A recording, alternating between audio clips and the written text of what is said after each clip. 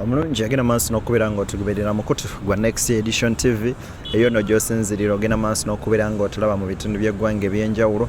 ekyokola kya muwendo mungi Zedeni ogenda maaso n'okubeera ng'ate tukuweereza olunaku olwaleero bingi ebigenze mu maaso n'okubeera nga bitambula mu ggwanga lyettu Uganda ate era n'ensi yonna okutwaliza awamu kumalirwa ne Kenya wetwogerera birungi si birungi okwekalakaasa olunaku lwajjo pulezidenti baddusiza mudduse ng'embeera si nnungi yadde akamu muganda wange tugenda beera nga twogerako ku nsonga eyo nga bwe zigenda maaso n'okubeera nga zitambula kino nno kirina sigino gye kisindika olunaku lwajjo waliwo ekizimbe kya Uganda House bagenze maaso n'okubeera nga bakikoona e Kenya kata bakise ku ttaka ne bakisaako ko n'omuliro nga bagamba Museveni lwaki awaluta amagezi amaki amafu n'ebirala ebiringa ebyo nalabye ne ziti office ya governor nayo olunaku lwajjo teyalutonze nayo zimu kuza lugenze mbalamusiza akumenya abatoba ku Next Edition TV mmwe bali kutwagala mmwe bali natulaba yonna gye musoba nga mukutulaba denini we bali kubanga ate woli era yongera kubanga ate tutanye ensonga kale mugana wa oyokedde ku nsonga ze Kenya tujja soko kusasira banna Kenya kubanga kino soka notegeera nti awali olutalo wonna gye buva ne gye budda tewabula walumizibwa era ekimu kubikola olutalo kwe kuba nti alumizibwa bwe bumu ku bubonero obulaga nti olutalo lubaddewo kitegeeza olutalo lwonna lutalimu alumizibwa teruba lutalo olutalo lwonna olutalimu alumizibwa teruba lutalo yensonga lwaki lutandika nga lwa bigambo nemwewerekereza ebigambo nota nti olwawulya nga kimususseeko naga ne lwaki sikwambalira n'enkubalula okitegedde bulungi naye ekisinga okukwasa ennaku oba ekisinga okubeera ekyobulabe nti bino byonna nga tekyonatuuka mu bigambo nga weebiri biki wandibaddewo solution ezikiza olutalo olwandireese obulumi mu muntu naye olw'okuba nti omuntu weefula kyesirikidde n'olowooza nti kansooka endabe repercussions ezinakivaamu anankola ki balina kye basobola okukola olwaleero ekitabula banna Kenya etteeka lino kwegamba etteeka lino erya emisolo eryayisiddwa paalamenti olunaku lwajjo teritandise leero batandika doli debatingako all along ebbanga lyonna bazze bali debatingako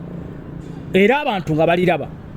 notantiirwa abagezigezi wano nga bemeze mukyawano mu Uganda ab'oku intaneti ne bagenda nga balivunula nga balitaputa n'abamu ku babaka ba opposition abawakanya gavumenti eriko ne bagenda nga balitaputa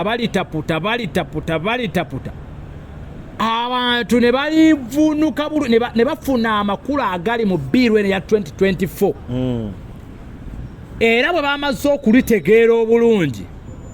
ne bagenda ku nguudo naye nga bino byonna bigenda nga omukutu gwa X Twitter n'emikutu emirala nga gikuta omuliro bagamba temuliisa tetujja liisa mujja liisa okitegeera nga n'omukulembeze yennyini akulembera ensi eyo eya Kenya Ruto atannabana kubanga atwala kwegamba musajja wattu akyali omugole mu ntebe kankiyite kubeera mugole era mugole akyali omugole atanaweza myaka 3 ng'asobola ensonga ng'agiraba bulungi naye nga yakiwomyemu omutwe okukkiriza etteeka lino liyite mu paalamenti era abantu bano bonga kye baliko bagamba tusaba pulezidenti ow'ekitiibwa etteeka lino teriyita basooka na pulezidenti ow'ekitiibwa etteeka lino teriyita abaka ba paalamenti tubeegayirire temuyisa tteeka lino ne bagaana abantu batandika mpola notantirwe bagenze mu maaso baga nti omanye ekiriwo emirimu gyaffe gyonna katugisuulewo katuyeyiye ku nguudo okuwakanya etteeka lino ekyenjawulo kyenjagala owulirize ekiri mu bwegugungo oba mu keegugungo kano ak'e Kenya kavudde mu kuwakanya etteeka wano njagala owulirize obulungi kavudde mu kuwakanya etteeka mu kusooka kabadde kawakanya etteeka na kuteekawo kutya eri ababaka ba paalamenti ne gavumenti obutakkiriza kuyisa tteeka lino okusooka bwe kyabadde n'eggulo bwe kyakoze ki bwe kyabadde kati ababaka ba paalamenti ng'abantu bali ku nguudo beekalakaasa tekyabalobedde ne bayingira parliament ne bayisa etteeka ng'abantu bali bweru wa parliament beekalakaasa ne bagamba ekijja kijjefa ka tuyise ki etteeka ne liyita bwe bamaze okuliisa kitegeeza ki akeekugungo k'Abannakenya kava ku kyokuba nti etteeka lino teriyita kati akeekugungo kagamba abaaliisizza mutulabyeko nnyo. Nina n'omwaka gwe nalabye bakubyeyo obubi ennyo kati njagala owulirize bulungi otegedde mu kusooka akeegugungo k'e Kenya kaabadde nti temuyisa tteeka emisolo gye tuyina gitumala ate mutwongerako mirala abaka ba palamenti twabalonda ne tubeegayidde bambi temuyisa tteeka lino abaka ba palamenti tekyabalobedde ne bayisa etteeka ng'abantu bali wabweru nga balaba amangu ddala lwa intaneti n'emikutu gy'amawulire ng'amawulire gamaze okusaculatinga nti etteeka liyise Bannakenya beesaze omugujju ne bayingira palamenti ne bakola effujjo erya buli kika n'omuggo gwa sipiika walabye ng'abaana bagwegezaamu buli kimu abaka ne batandika abaabadde bagoberera helicopter nejja waggulu wa parliament ng'esombamu ababaka n'executives ab'enjawulo ba VIPs nga baddusa emisinde ku kye kyabadde kiyinza okuddako eri obulamu bwabwe. You get my point? Nkulaba. Ekyo mu kaseera kano Bannakenya ojja kwebuuza etteeka lyayise kyekiddako Bannakenya tebannava ku nguudo kati kitegeeza okwekalakaasa kwakyuse kugamba twagala kye tuwandiise Pulezidenti Ruto ne banne mulekulire muve mu nsi yaffe okategeda kantu akati saawa yes. yagoba Ruto ku ntebe tekyali kubya musolo kyobola banne Ruto bwe yabadde awa address ye ku nsonga ezigenda mu maaso Ruto mu kusooka yali abiyita byakusaaga kyobola bamajje mu kusooka nalabye emikwano gye ne bannamawulire abaali bakola analysis abamu basooka ne balowooza nti kano kekegugungo kegugungo kekenya kekemu kuwegungo bulimu discipline nti abantu tebakwata ku bintu by'abantu tebakuba ab'ebyokwerinda olaba bakolagana n'abeekalakaasi okwekalakaasa okw'emirembe kwavuddewo ddi kuno okwekalakaasa kw'emirembe nga bamaze okukakasa dda nti ababaka etteeka baliisizza emisolo giyisiddwa gwatulaba ku Next Edition TV awo entabo yavudde violence netandikirawo era Ruto bwe yabadde ayogera yatuuse naye n'akakasa nti kaakati tetugenda kukkiriza bamenyi b'amateeka nga beerimbika mu kwekalakaasa okw'emirembe kwonoona nsi yaffe gye tuzimbidde ebbanga atandise okwogera ngo yes let the security now bakole ekyetaagisa okulabika nga bamalawo ki nga bamalawo okwekalakaasa kitegeeza security oba ogisindise shoot to kill sasi ku nnyama era mukeegugungo kajjo kakkana abakafiddemu bakafiiriddemu ekirala ekyanze okulabika e Kenya kyempulidde ba political activists ne ba human rights activists ab'enjawulo kye batandise okwogerako abductions zitandise keezi zitandise okujjeza okuwambibwa kw'abantu kidnapping kugamba okuwambibwa kw'abantu kutandise okulabika kwegamba abawe b'amagezi batandise okugatwala yes okategeda akantu ako naye ng'ekintu kino nti bwe ntera okubaga nti Africa alinga nti atuzaala y'omu ekimba ekyatwala Matibiri Kaliga ng'ombe sita ntebe nzire mu kyalo ndi Robert Mugabe ekimba ekyamutwala ekyatwala Bashir Sudan ekitutte ab'e Chad ekitutte abakulembeze according to history yenna zaabeerawo kupse zitwala abakulembeze zonna tesitera kuva ku bintu binene Sudan gwali mugaati olwaleero kiri e Kenya mugaati naye lwaki omugaati guno nti omuntu omunyigiriza tuwa nextent esemberayo ddala ng'essuubi lyasigaza lye ery'okulya omugaati ogwo n'anywerako amazzi n'omugamba agenda alye muwogo n'omugamba nti kaakati oguba omugaati gwa bbeeyi genda olye muwogo ne muwogo n'alinnya ate ne muwogo nga naawe okumulima tewakyali kubanga ne ku ttaka mwabagobako ntobazi okategedde akantu ako pointi yako kitegedde nkufuna nti lwaki omugaati gwabulaba okugukwatako kyekimu ku kintu ekisookerwako ekya buli muntu kyasobola okwetuusaako mu bwavu bwe ne mu bunaku bwe naga nti owaayi kandiye kino ekigaati. Ekyokubiri nti kyekintu ekiyisaamu executive naye nga kyalayisi nti omuntu ne munnanga oba olina gw'ogenda okulaba mu mbeera yonna kale yadde tosobodde naye mutwalire ekigaati. Okategedde lwakiri alyeko kaakati e Kenya olwaleero bagamba tosobola kubanga otunyigiriza emisolo gyonna nga bwe wali ojja mu bukulembeze ezimu ku points zewasinga okwesigamako ng'onoonya akalulu zaali kukendeeza ku misolo egifuukidde bannakenya akayinja mu ngatto. Olwaleero on record pulezidenti mu bakulembeze abazze bafuga Kenya Ruto ye pulezidenti asinze okukola obubi okusinga ku bannakenya mu myaka 2 egisoose mu bukulembeze bwe. Ye mukulembeze asinze okukolera ddala obubi mu kisanja kye ekisooka mu myaka 2. Nti ne ku misolo puliriza bulungi nti ne ku misolo gye yasuubiza okusala gyagenda okusala ate ye ayongeddeko bwongezi ne gy'alinga akendeezezza si gya mugaso nnyo eri bannakenya. Addidde egyandibadde egy'omugaso ennyo ate gyayongezza. Tosobola kuddira mukyala paadi n'ogiteekako omusolo n'eddayipa z'abaana n'oddira dayipa z'abaana n'oziteekako omusolo n'oddira omugaati n'ogussaako omusolo. Nekyo wano tekiriiwo wano ewaffe wekiri wuliriza wano ewaffe era bannakenya bwe twatandise okweyingiza mu nsonga zaabwe wawulidde kubanga ag'omunda agaliyo eri Kenya gagamba nti ku balolomodo bwa pulezidenti Ruto ye pulezidenti Museveni era mbu ye muwi w'amagezi era bannakenya batandise otwataakinga bagamba omukulembeze w'eggwanga sigala mu nsi yo eby'Ekenya birekere Kenya.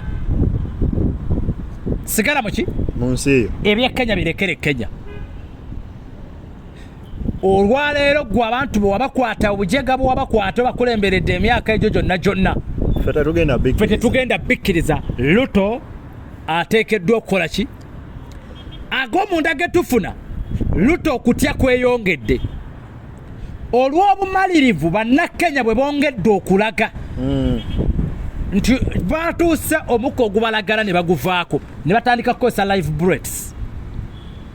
Naye ku bannakenya bakulaga nti bakyeyiwa ku nguudo up to now okwekalakaasa we bwazibidde olunaku lwajjo nga Uganda House bagyokezza. Bannakenya bookya Uganda House bagamba balina ekirowoozo era bo bamanyi nti Uganda omukulembeze waffe yamu kubapika Ruto. Akabonero akalaga nti Kenya si mativu era si netefutefu kukkiriza Uganda byekola mu Kenya yatandikidde ku Uganda House negikumako ennaali sigine gye Uganda nti temweyingiza mu byaffe. Ekirala eky'obulabe kiri mu lutalo lw'e Kenya buli lwolabanga olutalo nga luli between 18 to 35 years and it is the largest population mu Africa. Olutalo kasita lusitukanga nga luli in between 18 to 35 years luzibu. Lwaki? Olutalo olwo luba terulina kye lufiirwa, abalulimu at times tebalina kye bafiirwa. Abadde mwavu ebbanga lyonna bandwagon group influence munnanga akikoze nange kankikoze TikTok influence kati social media influence. Nalabye abaana nga beekalakaza nga yekwata ne serefi eno bwe balooting ebintu by'abantu. Looting yatandise amaduuka g'Abachina g'Abazungu gonna batandise okugabbamu ebintu laptops byonna batandise obitwala. Kati kitegeeza discipline yasoose luli yavuddewo. Kati bannakenya tageti yaabwe endala nnyo kuffe gye tumanyi. Awo embeera weeyimiridde naye ng'ensonga ali esobola okunogerwa eddagala ng'obudde bukyali nti Ruto n'amanya ne gavumenti ye. How can we utilize the small we have okusobola okubanga kwegamba kibalansinga ne society ne financial status y'abannansi ku majority ekyo Ruto gye kyakoze ki tekyamulema. Next edition TV gwe mukutu gwagenda maaso n'okubeera ng'otugoberera yenno nkugamba kyokola kya muwendo mungi nnyo nnyini ddala. Meya kati ni nnyo ku nsonga za Mathias Mpuuga Nsambu. Kakati Mpuuga tubale nti yagenze ku byali e Masaka sigino ki gye kiraga mu nsi muno buli muntu yenna buli kyobanga osabiriranga Mukama kasita obangako ekintu kyonna kyoyisiza mu kamera ddala mulembe guno gwe tulimu mu byonna byobanga osabanga Mukama kwe kubeera successful. Mathias Mpuuga waliwo ebbugumo ly'abannamasaka ne ba politicians n'obubondo bw'abamu ku beeyita abazito abaatandika omumusomeramu ku ziddiiro ezimulaga nti w'amaanyi nnyo mu Masaka. Era mu speech za Mathias Mpuuga ze yayogeranga nga bamaze okufuna obutakkanya ne Ssentamu Kyagulanyi pulezidenti we w'ekibiina kyavaamu ekya National Unity Platform. Mu speech ze atandika n'okuteekawo kembeereraga nti ababaka bangi bonna abali mu parliament abava mu bendo lya Buganda bonna ye yabaleeta ng'akabonero akalaga nti kitegeeza alina amaanyi okwawukanako ne Bobi Wine oba okumusinga mu Buganda region. Mathias Mpuuga ng'aludde politics we amuzannya amwesigamiza nnyo ku Buganda yalowooza nti kigenda kubeera kyangu Abaganda bagenda kwanguwa okumukkiririzaamu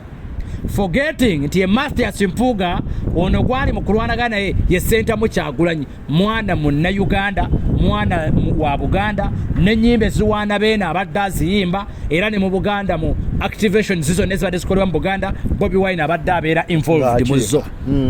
Okategedde akantu kati ekyokubiri wano njagala owulirize bulungi omuntu yenna avaayo okuvuganya Bobi Wine mu eno generation olina okumanya nti Bobi Wine ekimukoze si bya bufuzi gwe w'omulabidde nawe omutegeeredde. Bobi Wine ekintu azza kizimba ebbanga lyonna walabye General Lweiso by the way is it yesterday gabadde mazaalibwa ago walabye General Lweiso nga bw'aba ayogera ku Bobi Wine agattako aka General Bobi Wine afande Bobi Wine amumanyidde ebbanga era gye mufuddeko yakugamba nti Bobi Wine ye ghetto president naye akimanyi kubanga kuva dda bakimanyi nti ye president w'aba ghetto ate nga Uganda oba oyaga toyagala majority abasinga bonna ne bamulaba balina ebizimbe ebyakabiwa ne Kampala they are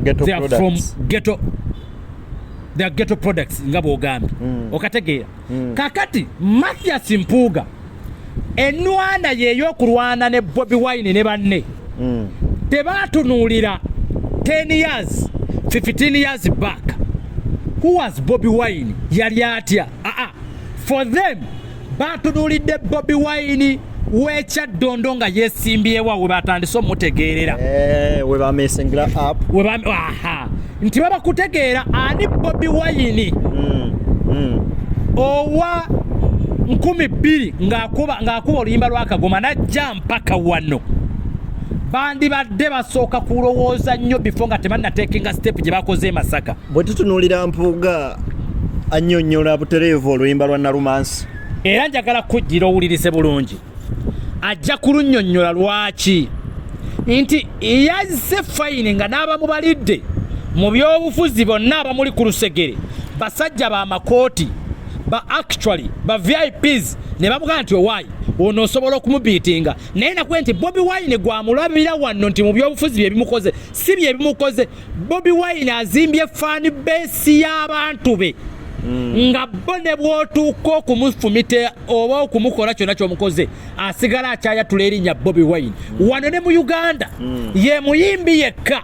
ayina be tuyita ba diehards. In fact wano ne mu Africa njagamba ne mu Africa Bobi Wine yayina akabondo k'abavubuka abamukkiririzaamu to the extent ey'okuba nti Bobi Wine ne bwagwa mu kinnya n'omuvubuka oyo asobola okigwamu naye nga takizimbidde mu byabufuzi akizimbidde ebbanga ddene olw'abavubuka bano bazza inspiring ebbanga lyonna mu nnyimba ze. Activation zonna zazzaakola ebyobufuzi tabitandise leero bwe yayimba mu ggwanga lyonna ng'ensi yonna eri quiet nga Jennifer Musisi afuuse n'atagambwako mu kibuga Kampala. Nayimba tugambire ku Jennifer. Nayimba oluyimba olwaleka nga buli muyimbi yenna ali mu inbox ye n'obusimu ng'amukubira amugamba naye weesiga ki. Abayimbi b'ennaku zino abamu bwe bagezaako baleetera mu ngero. Bobi Wine yakuba oluyimba lwa Jennifer n'amwatulira ddala. Buli omu nga tetunnalowooza nti Bobi Wine alina mu byabufuzi. Buli muntu n'agamba ddala kisoboka. Nayimba oluyimba time bomb kwe tutudde. Nayimba oluyimba obulute butwawula. Nayimba oluyimba ne bwe nyimba lwa kunoonya kamere oluyimba olwo. Ensi nekyuse nnyo bannange. Nayimba oluyimba obuyonjo zonna. Kwegamba Bobi Wine ekiki yava mabega nga akitegese. Nti abantu bazza bateekateeka. Gwe Mathias Mpuuga kigenda kubeerera kizibu nnyo okukonvinsinga ghetto youth w'ekijja bwemi mu Kigamba. Okukonvinsinga ghetto youth w'emisaali. Okukonvinsinga ghetto youth w'omunyendo. Wesembabule omukkirize nti Mathias Mpuuga yegwe asaanidde okubeera presidential candidate oba yegwe asaanidde okuvaamu amawulire agankya ya Bobi Wine. Kati nga tumaliriza Mpuuga yagenze. Mpuuga yatulabyeko ate regimu ya Mpuuga netatwala ye yekka netwala n'ababadde balowoozo abawagira ebirowoozo bye. Ng'era njagala n'okugamba ebigambo bino nga mmaliriza nti Mathias Mpuuga asaanidde okukimanya era kiteeke mu bwongo. Olwaleero abantu tebali ku ki abantu bakoye kabonero ka baasi. Kitegeeza nti gwe Mathias Mpuuga bw'oba olowooza nti ababaka b'opposition bonna abali mu parliament gwe abaleeta twagala tulabe ku mulundi guno nga tuli mu National Unity Platform obeera ababaka abagenda okuva mu Buganda bonna NRM eneegiwangula Buganda yonna. Kale mukutu gwa Next Edition TV gwagenda maaso n'okubeera ng'otulaba okugamba kimu nti subscribinga, likinga, sharinga ate ensonga zitambulire ddala tusinkane Mungu bw'anaaba asimye ayisa abasajja Kabaka amagulu nyondo cucu wangala mama n'abagereka agerekereyo Obuganda. Weewaawo nange sigenda kusukawo akawungeza kwennaku lwayo mbaagala nnyo. Temwerabya tulina omukutu gwaffe omulaba guta Beyond Newsroom musobola okugenda emboozi webe kusigaddemu wano ng'owulira okyagirimuko eri nayo mbeerayoko ate twongera okwanalizing ensonga okusingako kko ne wano tugobe ne ku mikutu emirala gyonna mutulogoberere. Alhamdulillah.